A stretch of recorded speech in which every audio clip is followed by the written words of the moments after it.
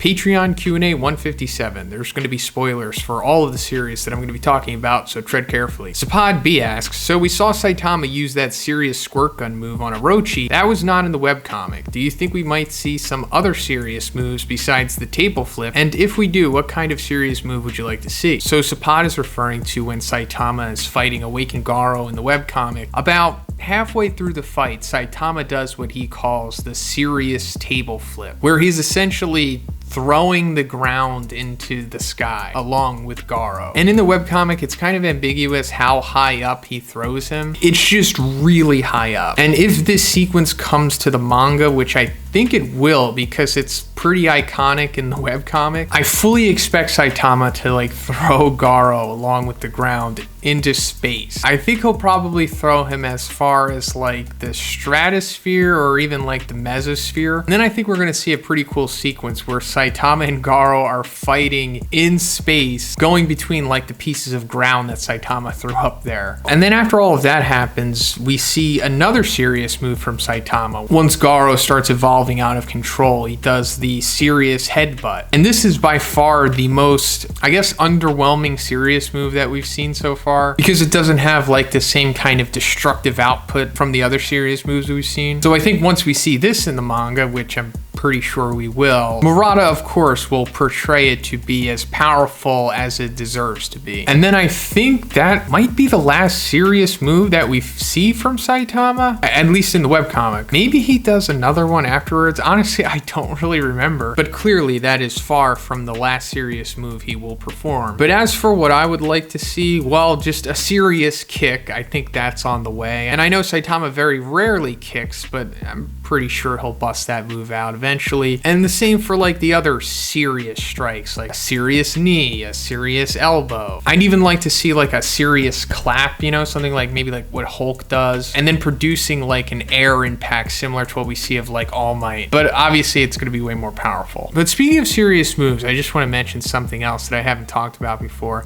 I think Saitama does a serious move in the series that we weren't really aware of. Like when he jumps back to Earth after Boros kicks him to the moon, pretty sure that's like a serious jump or something, right? But I'd also like to see him do something like that on Earth. Going back to the Hulk, I'd mainly just like to see him do like Hulk stuff, you know, but like amplified to Saitama standards. Extinction Team 75 asks, did you know that there is a Reddit called r/f Waganma, uncensored title of course? So I kind of knew that this was a thing. I may have heard it somewhere, but I just checked it out and it's actually kind of funny. Some posts are maybe a little too extreme, but most of it seems to be grounded and everybody there mostly has a leveled head. But yeah, if you guys are interested in just purely roasting Waganma, here's the subreddit for you. Sean H asks, what are your thoughts on the latest Record of Ragnarok chapter since you didn't get to make a video on it? So yeah, I was still recovering when that chapter dropped and I was unable to make a review of it, but I did read the chapter and I enjoyed it. And I think the Beelzebub reveal is pretty interesting. It was certainly implied that he may have had something to do with Zero becoming Hadjun, but there wasn't really like any evidence yet. I mean, we had just literally been introduced to that character, I think. But now it being revealed what he had done makes him all the more interesting, especially because we know that he will compete, and that's definitely going to come back into play. And I'm just curious what that's going to be. And I also liked how Buddha used hatred for like the first time since he became a god, I guess. And that had an abnormal effect on his weapon. Like he didn't even know what was going to happen. And I'm really a sucker for that type of stuff. And while the chapter left off at a cliffhanger, I did read the spoilers for the new chapter that just came out. I think the fan translations will probably be out tomorrow. And I'm not going to spoil anything here, but I will say that I know what the end result of this fight is. Jimmy P asks, my question pertains to the upcoming Eternals movie.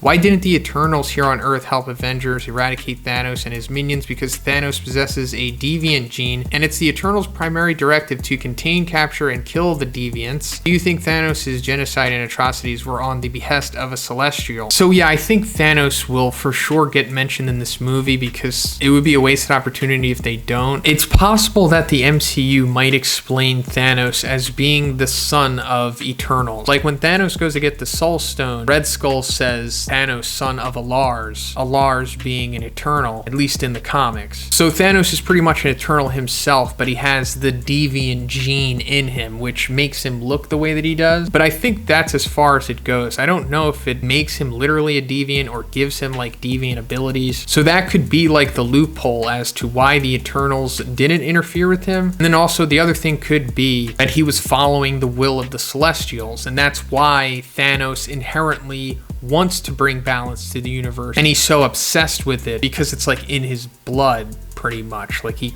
is a direct descendant of the Celestials coming from the Eternals, so it would make sense. Dino W asks, are you enjoying the What If series so far? So to be honest, I'm kind of hot and cold with it. I'm interested in some episodes, and then some are just kind of boring, and I just don't even want to finish them. Now it's super interesting because at the end of the last episode, Ultron Vision or Ultra Vision showed up, and it seems like he's going to be the big bad of this series, to where all of the previous heroes that we've seen in these episodes have to come together and take him down. So I'm totally on board for that, but getting to this point was kind of rocky for me. Little Ferrari asks, what have you been playing on your PS5 lately, if anything? Will you be getting the bigger games coming out like the next God of War? I think that's when I'll get one, whenever the heck they become available. So I kind of feel bad for saying this, but to be honest, I haven't played the PS5 in a couple months. The last thing I played was the DLC for Final Fantasy VII Remake, but I never wound up finishing it. I'll get around to it eventually. But to be honest, there's no games that are coming out soon, I'll say, that are really on my radar. I'm actually kind of interested in Halo Infinite. Depending on how my life is when that game gets dropped, I might grab that and an Xbox. But aside from that, I've kind of just been playing the Switch, like Smash and Pokemon. The Diamond and Pearl remakes come out in November,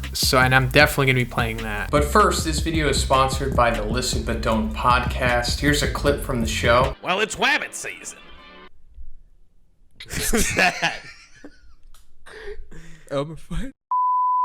Well, it's Wabbit season, I say, and I go on down. Hey, it's Walkie Pig. No. How does he talk? Hey, everybody, welcome. It's Elmer Fudd. It's Wabbit season. It's Wabbit season. Hey, Porky Pig here for Yosemite Sam's gun store and mustache cream shop. I'm hunting wabbits. I go on down to Yosemite Sam's gun store and get some guns and mustache cream for my father. I don't have any mustache, but I use the cream on my hair. Yeah. Okay, me and Petunia, me and Petunia, you. So thank you to the Listen But Don't podcast for sponsoring this video. If you like what you heard, please check them out. The link is in the description. That's pretty much it for the video today, guys. I want to thank all of my amazing patrons, guys. Thank you so much for continuing to support me. And to everyone else, if you would like to be in next week's Q&A, simply check out the Patreon. The link is in the description. And also, if you like the video, please give it a like and please subscribe if you haven't already. Have a great day. I'll see you in the next one.